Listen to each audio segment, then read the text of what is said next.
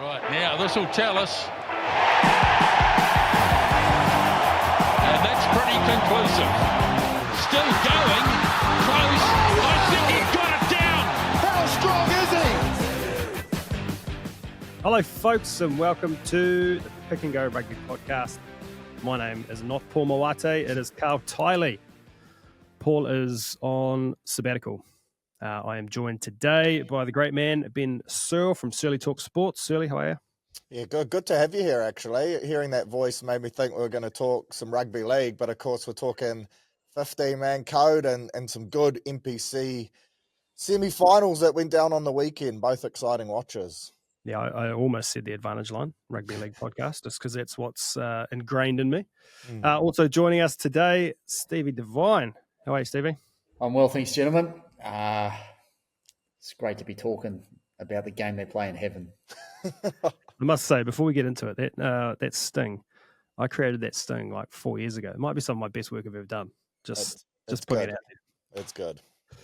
No Pity today either. Pity and Paul, they could be off together. I'm not sure. Haven't heard. But anyway, we'll every punter in the country sighs relief. Yeah. I know. I watched last week's show, and I was going to bring this up later on, but I'm sure. I know when I played low level rugby, I threw a lot of hospital passes. I'm sure you boys have thrown some hospital passes in your time. But Paul Mawate, he has thrown the biggest hospital pass of all time with his betting tracker sheet that he's given me to look at for this week. It is unusable. Man is living in the 80s and 90s, which honestly, if I think about it, I'm not surprised. Yeah. But gee whiz, I was looking at some of the totals in there and how he does it all. Very happy to hand that back when he comes back. Well, isn't he like plus $10,000? So that's probably the main thing. He's flying. Pity is whatever the opposite of flying is. And you guys are somewhere in between. Yeah. But anyway, yeah. Substitute teachers here today. Let's have some fun. Let's talk some code. I think we will start with the betting recap.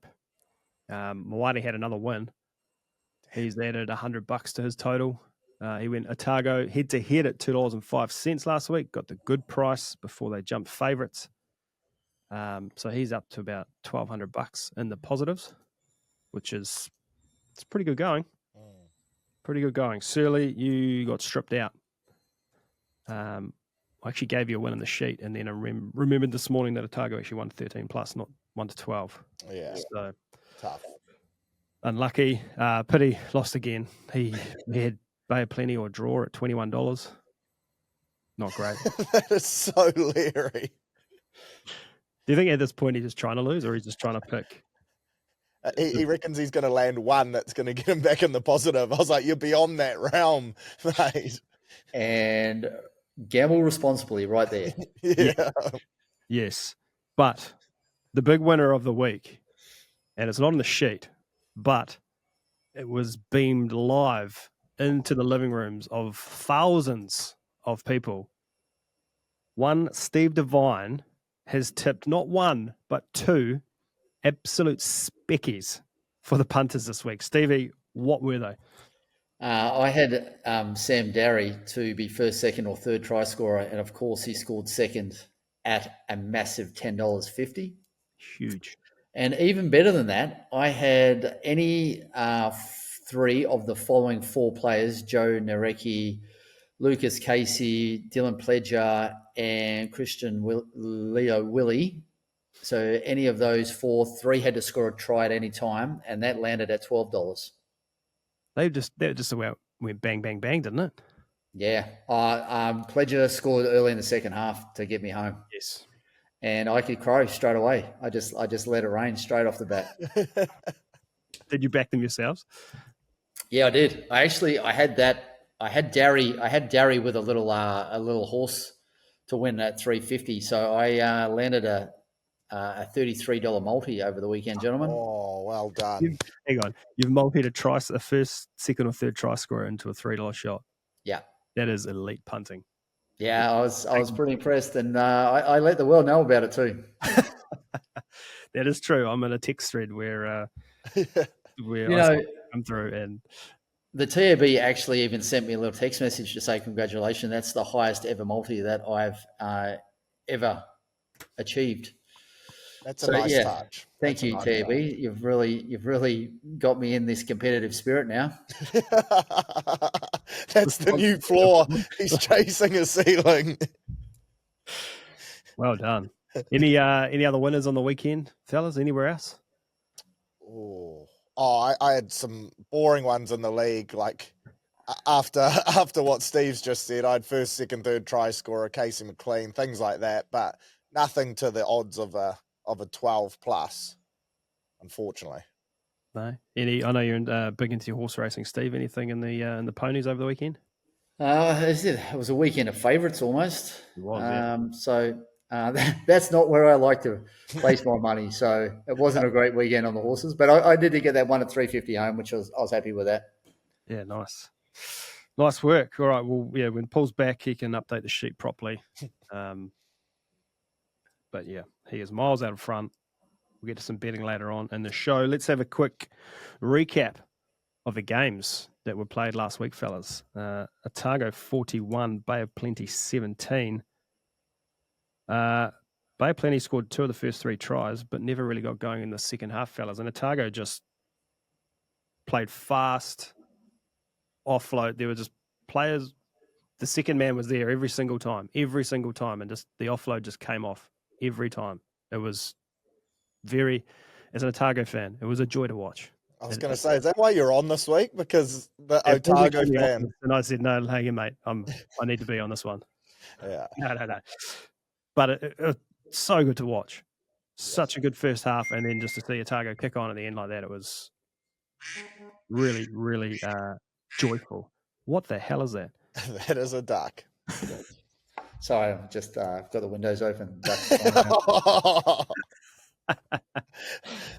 No, Otago are, though. They're such a good team to watch. They have been all year. They play an expensive style. They play fast footy. They got some young talent in there and a good mix of some experience as well. They got flair out wide, an exciting 9-10 and midfield combo, and a forward pack that is just so skillful too. And that second half, they just turned it on. And it was so good to see, 11,000 there. It sounded like 25, 30,000 once the place got humming. And yeah, that had shades of old school NPC, not quite as good, but it just had you feeling good about things. And I think if your team has been knocked out, Otago's probably the team you're riding home. And it was great to see them get up and get the win because, yeah, they've had a heck of a year and they deserve that. I think the loss of Eklund and also Trask was probably huge for Bay of Plenty, Eklund in particular, but they didn't roll over, they didn't quite give up. Otago were just the better team.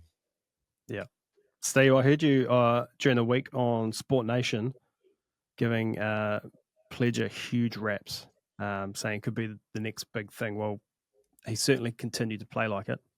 Yeah, it just goes from strength to strength, right? And where he's at now to where he's even started the NPC, he's a beast. He great pass, gets to the ruck quickly, backs up, beats defenders. He's quick, like he's lightning quick. Yeah. I just think he's got it all. And he just continues to shine in a team that, that shouldn't. I don't think many people would have tipped him at the start of the season to go as far as they have. But in terms of performers, I truly believe they've been like if you take winning and losing out, I truly believe they're the best entertaining rugby team in NPC, and also probably not far off being the youngest, which is the scary thing, right? Yeah, well, on Pledger, like there was I know he scored that try and like he did what he does, played incredible, but there was a phase in the first half quite early on where he just kind of skipped across everyone from right to left, and all of the Bay of Plenty defense were just kind of hanging off him, and he made, I don't know, he went about 400 meters left, made a few yards forward, but like no one wanted to touch him. They were just kind of waiting to see what he did, and it wasn't until he got 5 meters from the line they said, "Oh shit, I better make a tackle here." You can just see just the deception he's got. Yeah. Classic rugby players have time, and it just seems he picks up the ball and he just always seems to have a lot of time. and that's the making of quality. And yeah, I think he's going to go a long way in the game. 20 years of age, just carving NPC. It's a big part of why Otago are in the finals. He scores almost every week. He runs the team around really well. I can't fault him on his performances, any performance this year, to be fair. I was going to say, what are his work-ons to go to the next level? Because apart from body frame, which they've mentioned they wanted to put on a couple kilos to get ready for his first Super Rugby season, but I don't think I think his size almost suits him as well, because I hope he keeps that speed. But in terms of going to the next level, Steve, what do you see his biggest areas of work on, or are there any? Is it just about experience from here? Yeah, just, I went through the same phase where I was told to get massive because I was too little, and I got massive and I couldn't run. And so it was just like, well, what do you want me to do? Do you want me to be a halfback, or do you want me to be massive? And so I quickly shredded all that extra weight and was back to running. And that's the happy medium he's got to find. He's a little guy. Halfbacks are generally little guys, and he doesn't play like an extra loose forward. And if you want an extra loose forward, then get a bigger guy in, and to do that, like a Whakatava or someone. But yeah, he's not. He's slight, but I don't have a problem with that. He doesn't miss his tackles. He's well looked after by some young forwards, and yeah, I don't think adding 5-10 kilos to a player that's pretty nimble often does him a lot of good. What was the max on the bench press when you maxed out? I got 120 was probably my most 120 kg. Not pounds.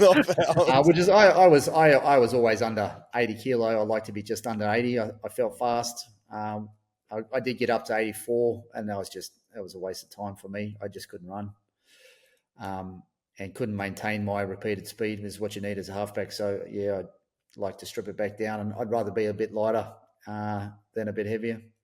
I'm trying to get back to 84, which is a long road. Yeah, tell me about it. You mentioned, Steve, how exciting Otago's been, and probably the most exciting team in the comp. Since they took the shield off Canterbury in round 8, I was having a look. They've scored 40 plus every game since, and they had to score 38 to take the shield. So they are just backing themselves at every opportunity they have, and everything's coming off. Yeah, they're it's a simple. I was pleasure enough to speak to the Bay of Plenty coach last week, maybe a Wednesday or a Thursday, and he was all about, listen, all we got to do is we just got to front up front and make it hard ball for pleasure and just dominate their forwards, and we'll go a long way to winning the match. And he was pretty confident he was going to be able to do that, and I was actually pretty confident that he might be able to do that, but they didn't even really go close. They're just, speed beats size, and they're just quick ruck ball, and it's gone before you really get a chance to D up against them. And that's, I see this week as exactly that. This is experience versus youth. This is a team in Canterbury when the chips are down, they just go into hardcore defense mode against the team that is hardcore attacking. I just think this could be one for the ages. I truly believe this weekend it's almost good versus evil. Well, not almost. It is good versus evil, and let's just hope good prevails. Sealy, anything you want to add on this game, or should we move on to the next one? I just wanted to give Cam Miller a shout out too, because I think while they play an exciting style of footy, it always looks controlled, and I think he plays a massive part in that. And that combo of Pledger and Miller has been huge. But I've loved how Miller's started running the ball a little bit more. For me, he was like a good game driver, good kicking 10, but he's really started to run the ball a lot over this campaign. And when you look at the Highlanders with Josh Jacob going there in 2027, it's going to be interesting to see the whole dynamic and how it suits. But fans in the Deep South must be incredibly excited. I think Cam Miller's a heck of a player as well. Yeah, he showed the big left foot step to give Pledger his try in the second half, didn't he? All right, next one. Canterbury 43, Hawke's Bay 19. Pretty tight one for a long time, 15-14 at half time. And for a decent chunk of that second half, it was all on until kind of Canterbury started doing Canterbury things. And it blew out at the end there. Sam Darry's charge down and regather was kind of a big part of that. But yeah, what do we make of this game? Pretty similar to the first one in terms of first half, but more of a battle, and then second half. Yeah, like you said, Canterbury, like they were just brutal on defence. They have been all year, and Hawke's Bay struggled to get over gain line. They're forced to kick the ball away or try something risky, and when you make errors, Canterbury will make you pay. It's not the most exciting game plan, but it's clinical, and it's been proven to work to them for a very long time. And yeah, their loose forwards were massive at the breakdown. They were into everything like they have been all year. I was really hoping Hawke's Bay could pull this off, but it was just a stretch too far. I thought Canterbury had looked a little bit fatigued heading into this game, you could say. But yeah, finals footy, they just turned it on in this one. And now they get to host the final. I was really hoping for Otago Hawke's Bay, so I was gutted at this result. But Canterbury deserved it, and defence does win championships. Hopefully not this week, but at least win semi-finals, as they've proven here. Steve, what do you reckon about this one? Yeah, I thought Hawke's Bay had their chances. Into that second half, they got it back to 15-14. And then I just think there was a few drop balls. Hawke's Bay sort of had the run of play. They had the momentum, and there was just a few drop balls in a row. And then Canterbury were good enough to go down the other end and score. And then it was just all about defence. I don't think Canterbury tried to score tries. I just think they just D'd up hard and then got turnovers. And that's what Canterbury do. They just squeeze you. They squeeze you, put the pressure on you, and then, all of a sudden Hawke's Bay were chasing the game a little bit and they got further in front. So pretty clinical. I didn't, again, a good team when they're doing well, they don't really seem to be doing a lot, but they're very good defensive team. They just work really hard for each other and make their tackles. I think at halftime they'd missed 21 tackles, and it wasn't many more than that at full time. So they really zoned in on their D, and that wall was pretty hard to penetrate for Hawke's Bay. But like I said, I think going forward we're going to see a very good attacking team versus a very good defensive team, and that'll be the winning of the final. One standout for me in this game, the crowd or lack thereof. Go back to the Otago game. Surely you said there was 11,000, 12,000 there. Felt like 42,000. Obviously the roof being inside helps that, but I know the cricket was on at the same time of this game, poor scheduling, but for 2 weeks in a row now at, what is it called? Apollo? Is it Apollo now or is it Orange Theory? Can we just call it the Scaffold Stadium? Scaffolding Stadium. It's a horrendous stadium. But for 2 weeks in a row now, there's been bugger all people there watching, close to one of the greatest, if not the greatest, regional team in New Zealand rugby history, and no one's there to support. What do you make of that, Surly? Yeah, it's an interesting one. As you said, the cricket was sold out, right? But it got rained off too, so that was hardly a spectacle either. I guess maybe Canterbury fans are a bit complacent. They're used to winning. They have had some good crowds. When they had the Shield, they got some good crowds, but yeah, pretty disappointing. Surely they pack it out this week because this one has the perfect storyline, the redemption game and whatnot, a bit of a South Island derby as well. But yeah, disappointing.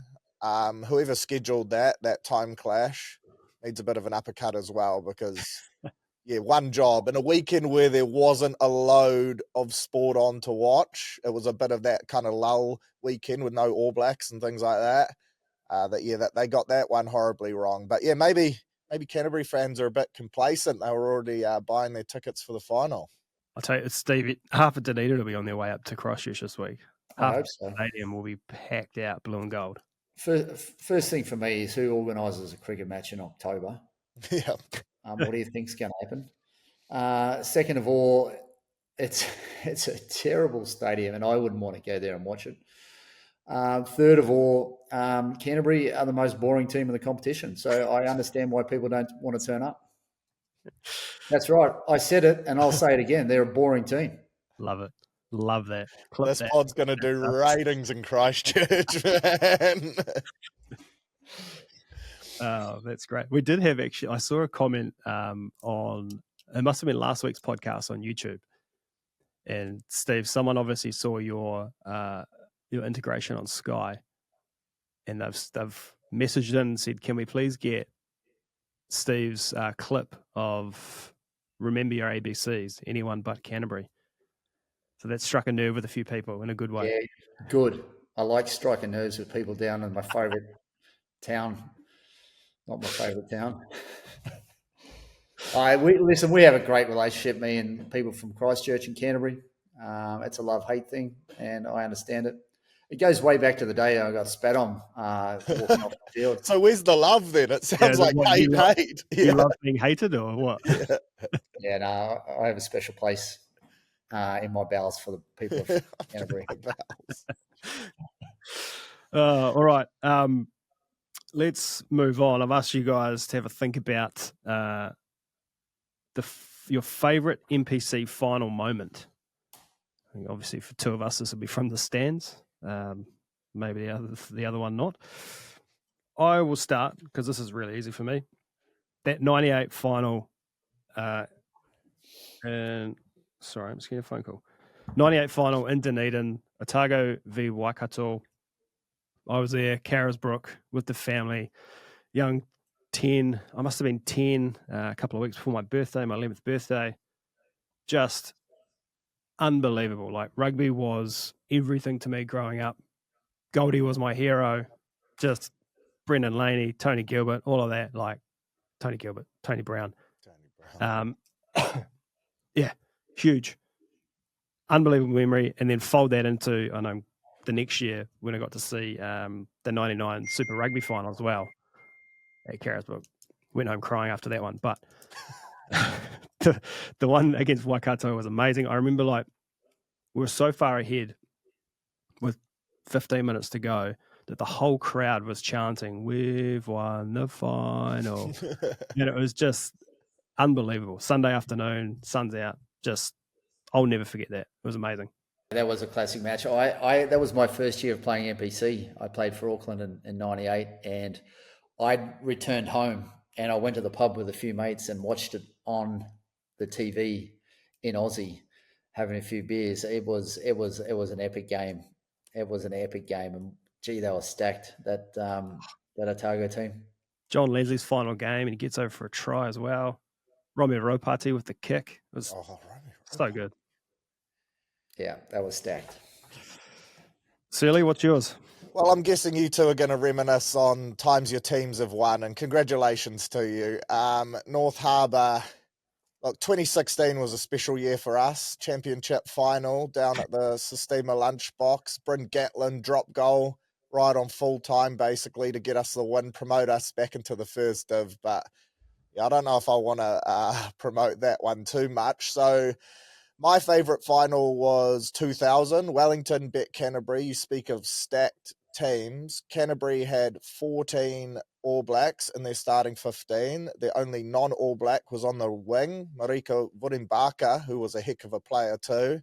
And it was basically a forward pack up against an all-star back line in terms of Wellington with Cullen, Lomu, Umanga. They had some handy forwards too, Jerry Collins, Rodney Soyalo, but quite contrasting styles of play.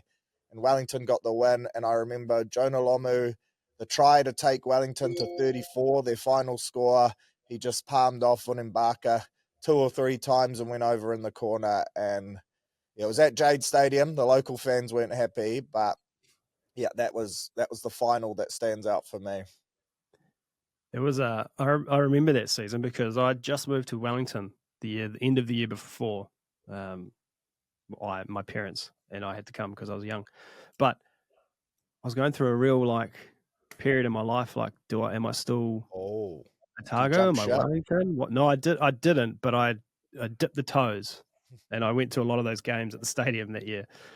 The stadium had just opened as well, and yeah, it was stacked team, as you say.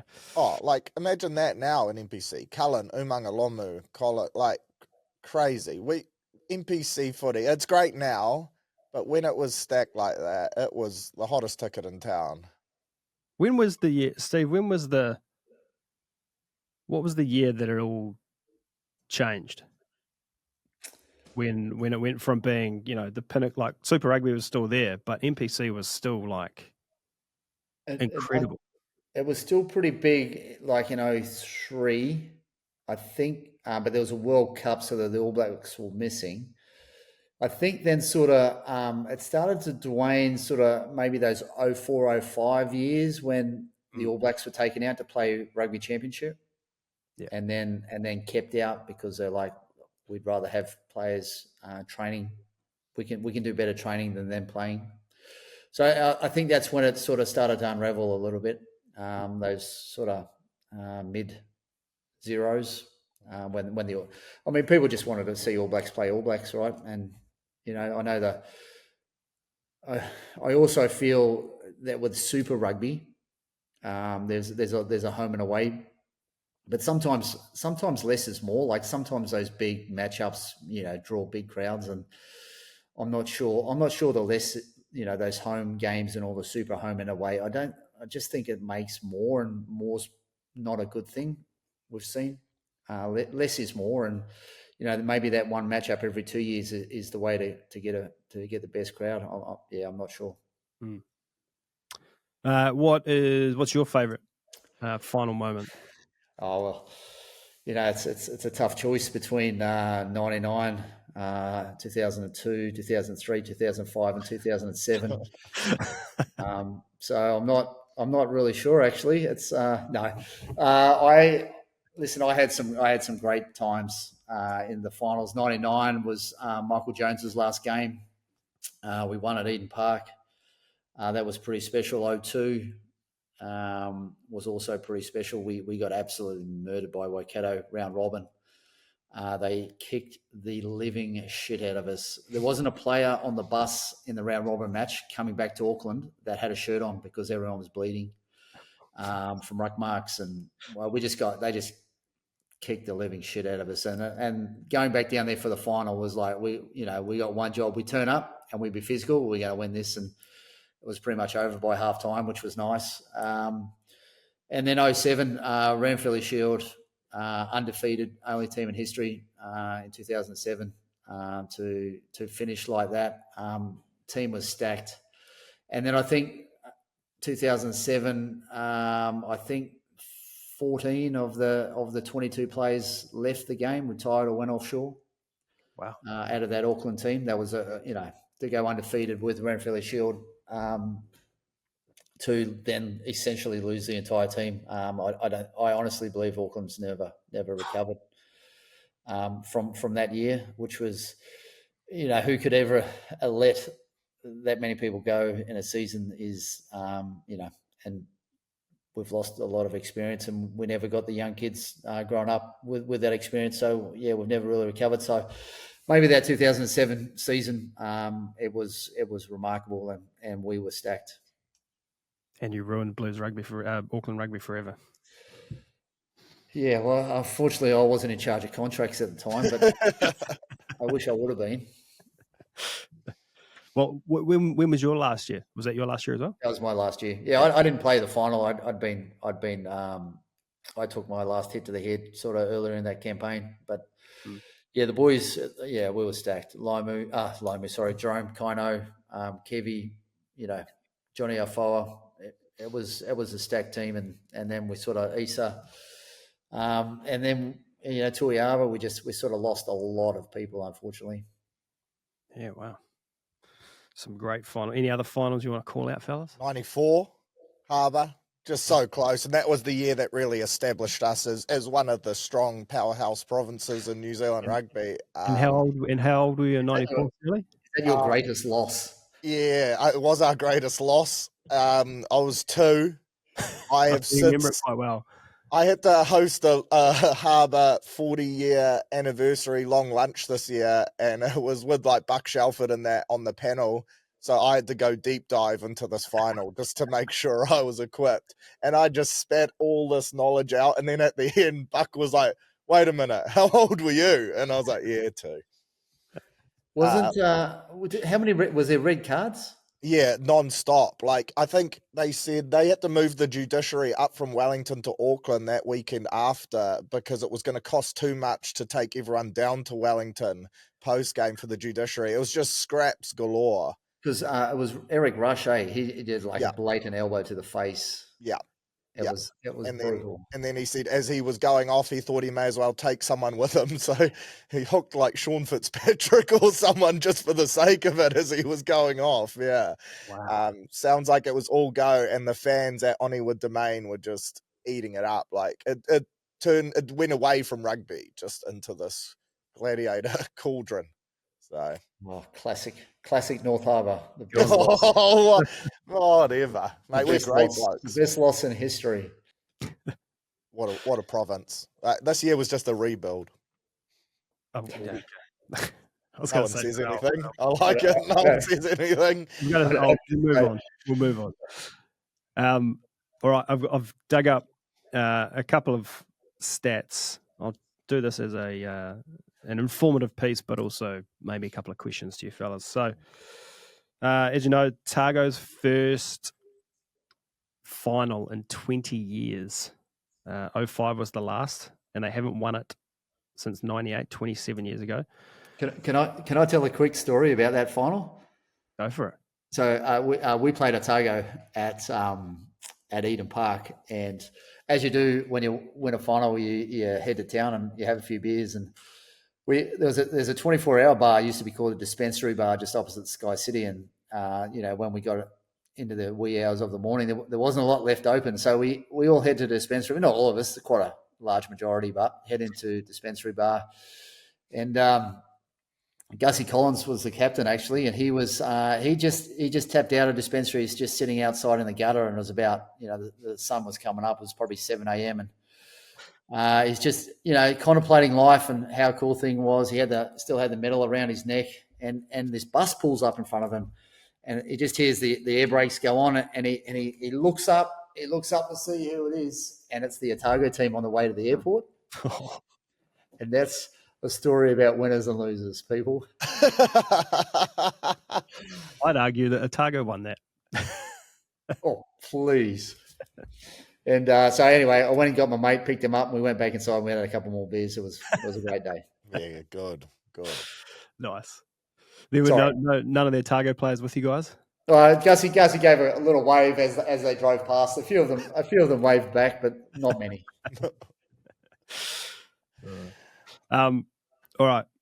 So in the 14 years from 92 to 05, any ideas how many finals Otago made? There's at least two. There is at least two. There's 6. Oh, And they won 1. brutal. You might be able to touch on this, Steve. 91, they won, but there were no final series. Seemed like for a long period before 92, there were no final series. It's just round robin winners. And then was it top team went up, was it? Because there was 3 divisions, wasn't there? Because Harbour started in like the 3rd division, 2nd division, one that went up. I think there was so the new teams you had to start at the bottom. So there were 3 divisions essentially. Bottom division had teams like Thames Valley and those sorts of teams. So you win because Northland was similar. The Northland boys I played with, they were similar. They were in 3rd division, then 2nd division, then jumped up into 1st division with a victory. Yeah. Do you reckon promotion relegation should come back? Sorry, hijacking this, but I used to love those games. Well, you'd be in one. You might win one this year. Yeah, fair point. Okay, don't bring it back. I'm worried we'll get relegated. Moving on. Do you mean like Div 2, Div? Yeah, I reckon. they used to be great watches. Fold it in. From next year when Harbour aren't last. I actually think that the top 5's NPC teams. So depending on how you finish and have promotion relegation, the top 5 teams are actually the super teams. Oh, wow. Wouldn't that make it a little bit more spectator viewership up a little bit? Imagine the chaos year to year trying to organise logistics on what are we now? October starts in Feb. You got 3 or 4 months to organise a whole season. That'd be wild. Like top 5 teams. So Auckland wouldn't have a team, neither would Wellington. No. Love that. Wow. Okay. Probably not now that the Aussies have dropped down a team, but certainly when Aussies had the 5 teams and were just woeful, we would have probably gone all right. You're not wrong. So that same period, 92 to 05, Canterbury were in 4 finals, winning 3 of them. They actually beat Otago in 2001, 32-19. From 2006 to now, though, Canterbury have been in 11 finals, winning 9 of them. Do you know when the last final they were in was? What year? The one that won? No. 2017. Did they win 2017? It was the last time they won, but they've been in one since. Was against Auckland. Didn't they lose one to Auckland maybe 4 years ago? Yeah, was it not 21? That was 2018. That was 18, yeah, just before COVID. 2022, they lose to Wally? Correct. 22, they lost to Wellington. So the last 2 they've been in, they've lost. Hey. But Omen. those are the only 2 they've lost out of the 11 they've been in since 2006. Pretty impressive. Pretty impressive. And that will lead us in. Sorry. I think sort of Tasman sort of took a little bit away from Canterbury. You know, a lot of those boys now prefer to travel to Nelson to have a few months in the sunniest part of the country. You can understand why. I'll tell you what, just on that, the weather here in Wellington at the moment is so bad. It's so windy. It's so cold. It's those 2 days of the year when it's not. Exactly. Like, I would travel to Nelson for part of the season too if I could. Alrighty, let's rip in and preview this week. The big dance. Canterbury $1.50 head to head. Otago $2.50. The line is 5.5. The total 55.5. Canterbury have won 10 of the last 13 against Otago, but Otago's won 3 of the last 5. 2 of those in Christchurch. The recent form tips the cap to Otago. As I said, Otago have scored 40 points in 5 straight after they took the shield off Canterbury. And since that loss of the shield, Canterbury drew against Northland, just got home against Counties, and then had a couple of good wins at home. Surly, where is your head at for this one? I wasn't surprised to see Canterbury as quite strong betting favourites because you just assume them at home too good. But I am really hoping, and I've convinced myself, that Otago are going to get up in this one. Like Steve said, this is almost good versus bad, and hopefully it's a win for good. I just think Otago will take so much confidence out of going down there and taking the shield. I think they've been incredibly consistent all year. Their attack is just so good, and their defense isn't that bad either. It's not like they're just this one-sided team. They're young. They play for each other. They have the great game drivers. I think they have the better 10 of the 2 teams. And yeah, I am just really hoping that it's going to be a heck of a battle in the loose forwards, and I think that's where the game will be won, in this forward pack battle. But I'm hoping that Otago's X factor can get them across the line. So yeah, if Otago can score more than 25, 26 points, then I think they win this game. They feel like, Steve, that they play with, I guess, not a lot of care is not the right way, but you know what I'm trying to say? Like, they're out there having fun. Confidence, right? Yeah. And having won the shield in Canterbury, that would give them a massive boost. They'll be turning up there like, whatever, this is another game. Let's do it again. Yeah, I just feel this is the way I see it playing out. I think Canterbury will win just because of their experience and their ability to defend, and then just squeeze when the pressure really comes on. Now, Otago are young, youthful, and I just hope that they do what they did last time, like with the Shield. There was pressure on that much too, and they played rugby, and they just outplayed Canterbury. So, listen, if I think Canterbury will win. I hope Otago wins. And if Otago do win, I think this could be the start of something pretty special, like a run of at least 2, 3, 4 maybe in a row. I just think this young Otago team, if they can plug this one off, they're going to go. They're going to go along. They're going to go deep, and they're going to go for a while. I think because they're so young. If they can hang on to them, and Jamie Joseph's back. He's I know he's with the Highlanders, but he's keeping a lot of those boys down there. He's signed a lot of them, so they will be around. I just think if Otago win this one, I think they're going to go for a while, and I hope they do. But I just think experience might be a little bit too much for this one. There's a lot of old heads in that Canterbury team who have been there, done it for a long, long time, and that's the only thing that scares me really. Please let me be wrong. Yeah.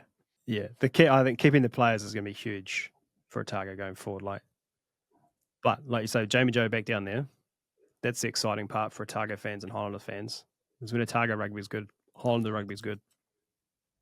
Yeah, like I know a few kids from Auckland that are leaving school, a few school kids that are leaving to go down there next year that are very handy, and it's a great start in life. You get some uni fees paid for you for a couple of years. So there's some more talent coming down to Dunedin. There's no question about that. So good on them, I say. It's going to be a crunching game. I can't wait. It's going to be one for the ages. I truly think good versus evil. Young versus old. Come on, entertaining rugby. And it's Saturday 4:05 kickoff. Hopefully we've got some nice dry weather running rugby football. If it's raining, should they just move it to Dunedin? Yes.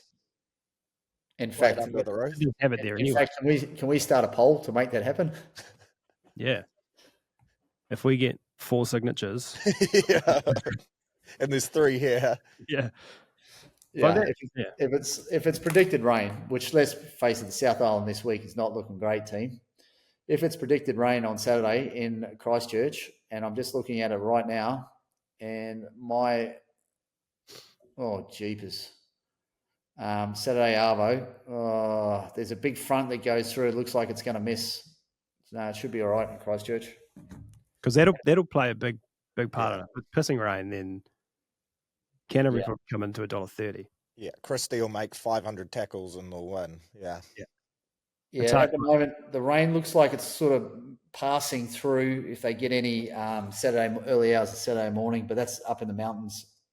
Looks like it's missing Christchurch. So fingers crossed, but I think it's snowing up in the mountains.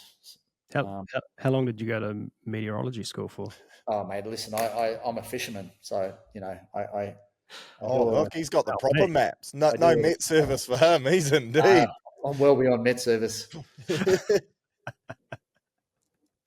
We'll take that one offline. We'll have to find out what that app is. Yeah. All right, fellas, should we get to some betting? Yes. Wrap this up. I understand it's $100 a week on whatever you like. Yeah. I'll go first. I've got one bet. I reckon you both know what it is. Otago 1 to 12. Otago 1 to 12 at $3.75. I think it's just come in slightly to $3.60. Oh no, still $3.75. Okay, I'm on that. That's that must be Dunedinites only, that one.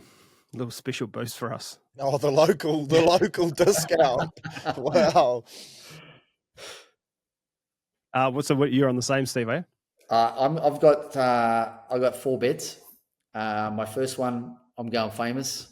I want to be famous. I'm going to try and continue a bit of momentum from last weekend. I'm going halftime draw into Otago winning at $31. Oh, okay, Paddy. I'm putting $25 on that. Then I'm Otago 1 to 12 at $3.75. Then I'm going to go Canterbury. First scoring for the team play. First score for the team for a penalty for Canterbury at $4.20. What? I've got that as well. That is crazy. Yeah, and Otago's first scoring play to be a penalty also at $3.50. So $25 on each of those 4 bets. Nice work. I thought I'd found a gem there in that first scoring play, team play, Canterbury penalty at 4:20, and then when you read that out, that was going to be my trump card. But once again, Steve Devine just too sharp. So I got 25 on that. I got 25 on a same game multi. Otago plus 6.5, Pledger and Shea Fihaki to score. I'm guessing they're all going to be playing. And then $50 on either team by under 7.5. The try bet option, always a go-to for me, $2.60. I think it's going to be close either way. Yep. Nice work. Nothing from Paul, nothing from Pity, nothing from Jeff. If Pity goes on any of those, we all have the right to veto and go on whatever we want. I'm feeling he won't. I still think my greatest punt of the season was giving Petty $100 of my $100 for him to bet on Canterbury for the Shield match. Yeah. And Canterbury loses, and the rest of the country just thanked me collectively. Do you know the only bet he could have is that halftime draw into Otago at 31s? I wouldn't be surprised if he cooks that up. Hey, I saw last week Jeff pleading with him not to back Otago. Yeah. So I'll make sure he steers clear of that. All right, fellas, that will do us. Thank you very much for having me. Thank you for joining me. To the punters, thank you for listening. And hopefully it's not me next week. Hopefully it's Paul Mawari back to review the final and preview some international footy. Cheers, fellas. Oh, good.